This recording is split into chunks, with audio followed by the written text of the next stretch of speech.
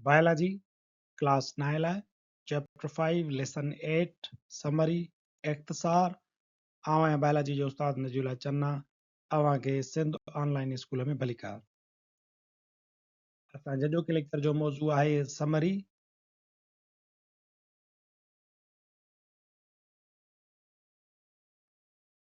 Biology class 9 chapter 5 जी summary आहे असां हलूं था पहिरें पॉइंट या नुक़्ते ॾांहुं term chromosome is given by Fleming in 1882 1882 में फ्लेमिंग पहिरियों भेरो क्रोमोसोम जो इस्तेमाल कयो These are thread-like structures appear at the time of cell division made up of chromatin material in a specific number in eukaryotic cells. Chromosome मुंझल धागे वांगुरु हूंदो आहे जेको सेल डिवीजन जे वक़्तु एक्स सूरत में ज़ाहिर थींदो आहे ऐं इन्हनि क्रोमोसोम्स जो हर यूकेरियोटिक सेल में हिकिड़ो मख़सूस मुक़ररु तइदादु हूंदो आहे मिसाल जे तौर ते इंसाननि जे जीव घरड़े में इन क्रोमोसोम जा 46 यानी कि हिकु हिकु क्रोमोसोम हूंदो आहे ऐं जेकॾहिं पेयर जी ॻाल्हि कजे त 23 पेयर इंसानी जीव घरड़े में हूंदा आहिनि ईअं पटाटे में फ्रॉग में डॉग में मुख़्तलिफ़ हिकिड़ो ख़ासि क़िस्म जो तइदादु क्रोमोसोम्स जो मौजूदु हूंदो आहे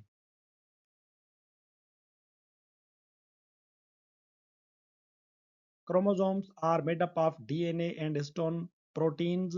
क्रोमोसोम खे जेकॾहिं असां ज़ूम करे ॾिसूं त असांखे नज़र ईंदो त हिस्टोन प्रोटीन्स ऐं DNA जो ठहियलु हूंदो आहे DNA तव्हांखे ख़बर आहे त डबल स्टैंडर्ड हिकिड़ी स्ट्रक्चर हूंदी आहे उहा हिस्टोन प्रोटीन्स जे मथां वकोड़ियल हूंदी आहे इहे गॾिजी करे पाण में हिकिड़ो उलझल धाॻो ठाहींदा आहिनि ऐं सेल डिवीजन जे वक़्तु इहो उलझल जेको धाॻो आहे उहो कंडेंस थी करे टुटी करे एक्स शेप अख़्तियार कंदो आहे जंहिंखे असां क्रोमोसोम सॾियूं था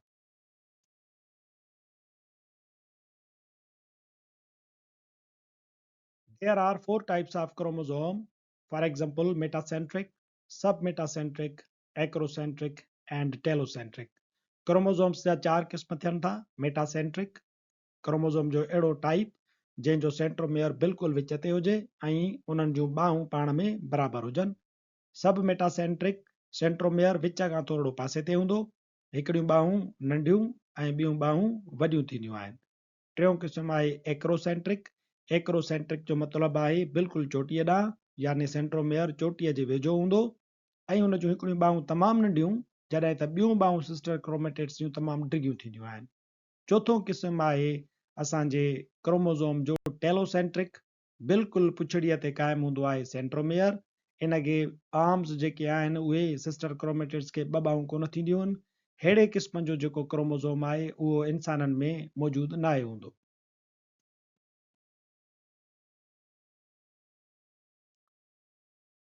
Sequence of changes occurring between two successive cell division is called as cell cycle. जीव घरड़े जे विरासत वारनि ॿिनि मरहलनि में थींदड़ तरतीबवार तब्दीलियुनि खे सेल साइकिल सॾिजे थो हाणे जीव घरड़े जी विरासत जेका थींदी आहे उहा ॿिनि मुख्य मरहलनि में थींदी आहे हिकिड़े खे असां सॾियूं था इंटरफेज़ ऐं ॿिए खे असां सॾियूं था माइटोसिस या मियोसिस जंहिंखे एम फेज़ चइबो आहे इन्हनि ॿिन्ही मरहलनि जे दौरान जेकी बि तब्दीलियूं अचनि थियूं जेकी बि मरहला थियनि था उन्हनि खे गॾाए असां सेल साइकिल सॾियूं था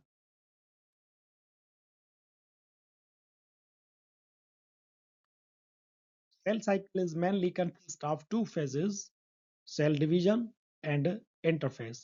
Cell cycle जा ॿ अहम मरहला थियनि था हिकिड़ो आहे सेल डिवीजन जंहिंखे एम फेज़ पिणु सॾिबो आहे ऐं ॿियो आहे इंटरफेज़ जंहिंमें वरी G1 एस फेज़ ऐं G2 फेज़ इहे टई नंढा फेज़ शामिल हूंदा आहिनि सो सेल साइकिल जा ॿ अहम मरहला कहिड़ा आहिनि हिकिड़ो हितां खां शुरू थियो हेसी ताईं इंटरफेज़ ऐं ॿियो ही मरहलो हेसी ताईं जंहिंखे असां सेल डिवीजन या एम फेज़ सॾियूं था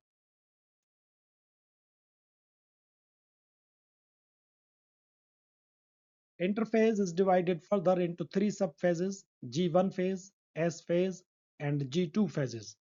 इंटरफेस जेकॾहिं तव्हां ॾिसो त उहो वरी 3 मरहलनि में विरायल आहे G1 फेज़ एस फेज़ ऐं G2 फेज़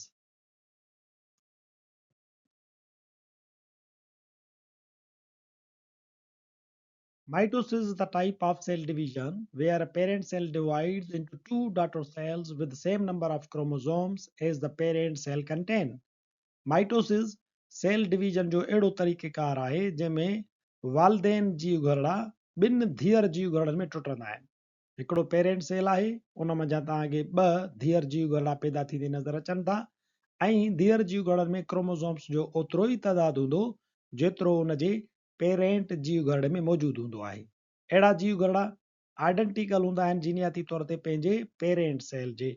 माइटोसिस असांजे सोमेटिक सेल्स में थींदो आहे। सोमेटिक सेल्स असांजे जिस्म में हर उज़वे में मौजूदु हूंदा आहिनि सवाइ सेक्स सेल जे, जन मंझि स्पर्म ऐं एग अची वञनि था।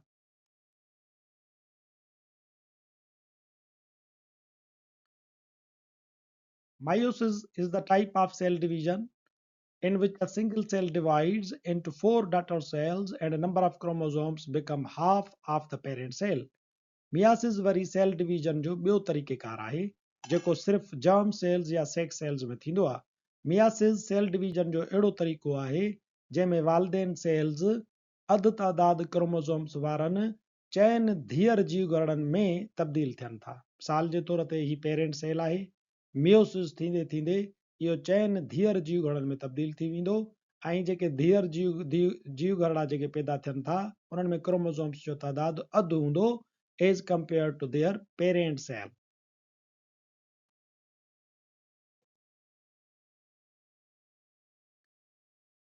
In animal, meiosis takes place in the germ cells.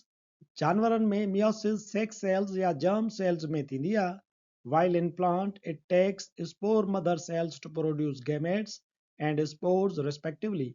ऐं जॾहिं त ॿूटनि में spore mother cells मंझां gametes माइटोसिस ज़रिए पैदा थींदा आहिनि ऐं गेमेट्स मां वरी स्पोरोफाइट ॿूटा पैदा थियनि था जेकी मायोसिस ज़रिए स्पोर्स पैदा कंदा आहिनि। यानी ॿूटनि मंझि ॿ जनरेशन थींदियूं आहिनि, इनखे असां चवंदा आहियूं अल्टरनेशन ऑफ जनरेशन। स्पोरोफाइट जेके ॿूटा आहिनि उहे मियोसिस जे ज़रिए स्पोर्स पैदा कंदा आहिनि ऐं स्पोर्स वरी माइटोसिस जे ज़रिए गैमेटोफाइट प्लांट पैदा कनि था। इहे गैमेटोफाइट जनरेशन वरी गैमेट्स पैदा कंदी आहे, उहे फ्यूज़ थी करे ज़ाइगोट ठाहींदा ऐं उहो ज़ाइगोट वरी माइटोसिस करे स्पोरोफाइट में तब्दील थींदो। ईअं हिकिड़े पासे खां स्पोरोफाइट मियोसिस करे गैमेटोफाइट में तब्दील थींदा ऐं ॿिए पासे खां गैमेटोफाइट माइटोसिस जे ज़रिए वरी स्पोरोफाइट में तब्दील थींदा।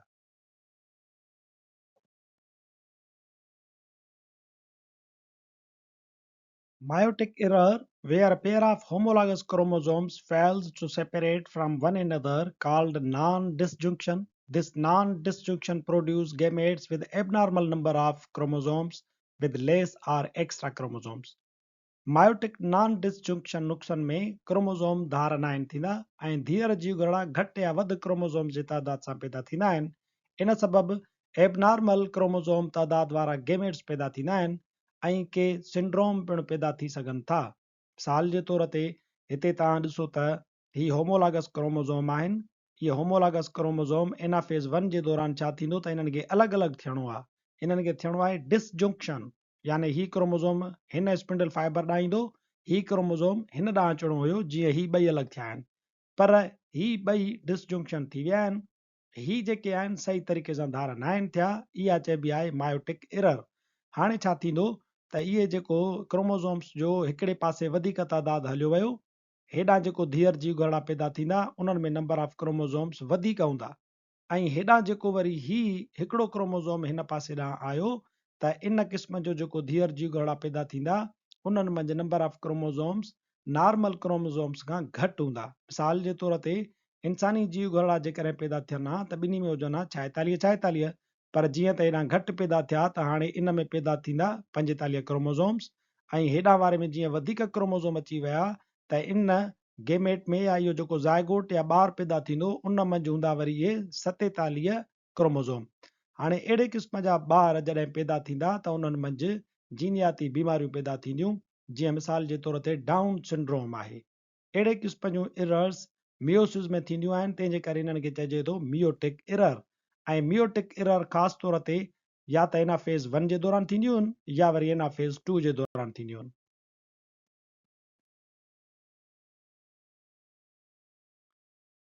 Cell death occurs in two ways. जीव ॻणण जो मौत ॿिनि तरीक़नि सां थींदो आहे. हिकिड़ो तरीक़ो आहे apoptosis, programmed cell death, which help in proper control of development. ही एपोप्टोसिस जो जेको जीव ॻणण जे मौत वारो तरीक़ेकार आहे, इहो प्रोग्राम्ड थींदो आहे.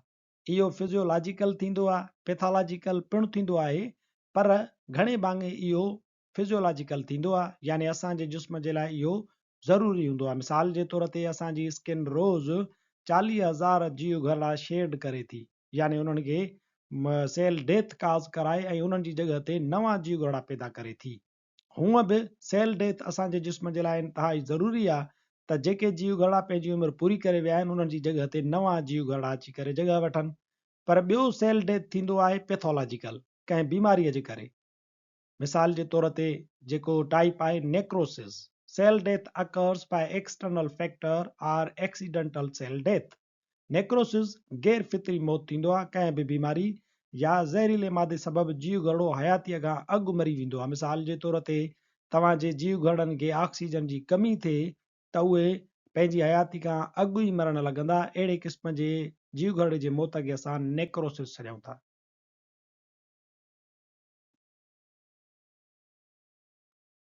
इन जी आख़िरी पॉइंट सां गॾु असांजी चैप्टर 8 जी समरी हिते पुॼाणीअ ते पहुचे थी. वरी हाज़ुर थींदासीं नए लेक्चर सां गॾु. तेसिताईं ॾिसंदा रहो सिंध ऑनलाइन स्कूल.